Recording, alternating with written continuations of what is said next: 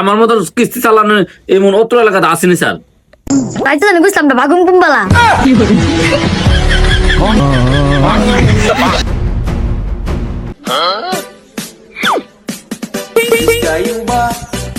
Helen আপা বাড়িতে আছেন? হেলেন আপা? জি স্যার। কিস্তি ছাড়াচ্ছেন? স্যার স্যার ভালো আছেন নি? আইন না স্যার, গড় আইন না। হেলেন আপা, জি স্যার। আপনি রেনের প্রস্তাব করছিলেন, আপনার রেন সেকেন্ড স্যার অ্যাকসেপ্ট করে দিয়েছে। আপনি আজকে বিকাল ওই টেয়ার আনতে পারবেন। আল্লাহ স্যার, খুব টেয়াটা খুব দরকার স্যার। 1.5 লাখ টাকা রেন প্রস্তাব করছেন, 1.5 লাখ টাকা কমপ্লিট করছে। আচ্ছা স্যার, আমি খুব খুশি স্যার। আপনি যে 1.5 লাখ টাকা প্রস্তাব করছেন, 1.5 লাখ টাকা কিস্তি আমরা সাড়ে পারবেন নি?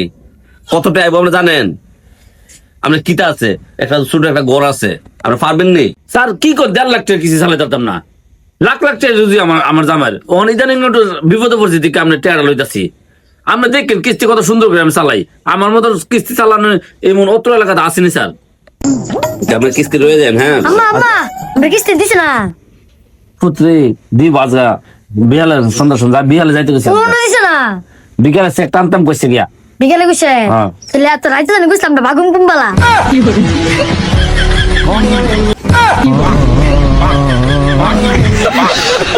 আকাশ 12টা বাজলে হলে এই এই আপনারা আর কোনোদিন আমার অফিসের সামনে আইবেন না। আল্লাহ আল্লাহ আল্লাহ।